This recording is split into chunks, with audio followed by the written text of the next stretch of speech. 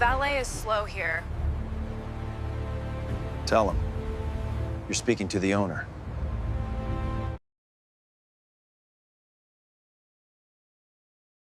The sun dipped toward the horizon, casting a molten glow over the marble driveway of the Grand Aurelian Hotel. A crimson Ferrari sat idle, its curves catching the amber light. Aurelia stood beside it, her white designer dress shimmering, but her patience was wearing thin. The air was thick with the scent of expensive jasmine and sea salt. She tapped her heel against the stone, the sound echoing through the grand entrance. Alistair stood a few paces away, his white shirt crisp against the deepening shadows of the portico. He watched the horizon, his expression unreadable, seemingly unbothered by the delay that was making Aurelia's blood boil. Frustrated, Aurelia pulled her smartphone from her clutch.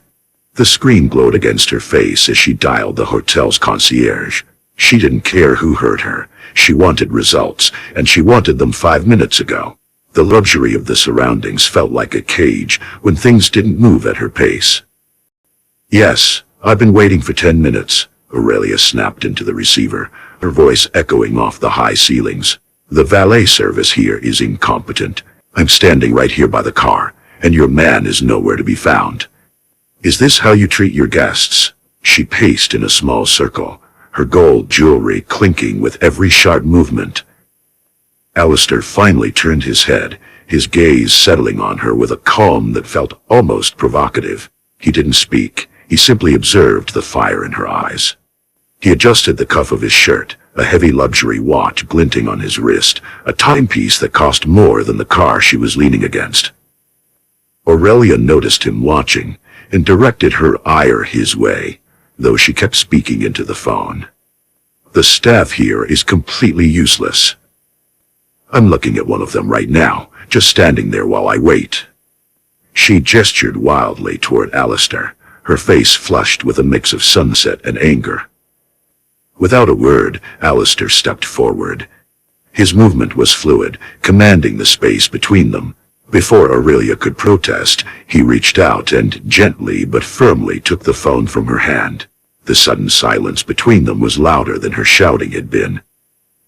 Aurelia gasped, her mouth hanging open in shock. She went to reclaim her device, but Alistair held it up, his eyes locking onto hers. He didn't look angry, he looked like a man who had heard enough. He brought the phone to his own ear, his presence suddenly dwarfing the luxury car and the grand hotel behind him. He didn't raise his voice. He didn't need to.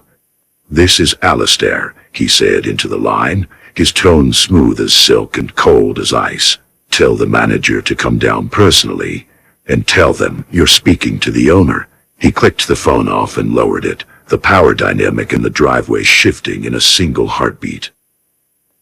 He handed the phone back to Aurelia, whose hand trembled slightly as she took it. The anger had vanished, replaced by a stunned, silent realization. Alistair checked his watch once more, then offered a small, knowing smile. "The car will be ready in a moment," he said quietly, "and so will your apology."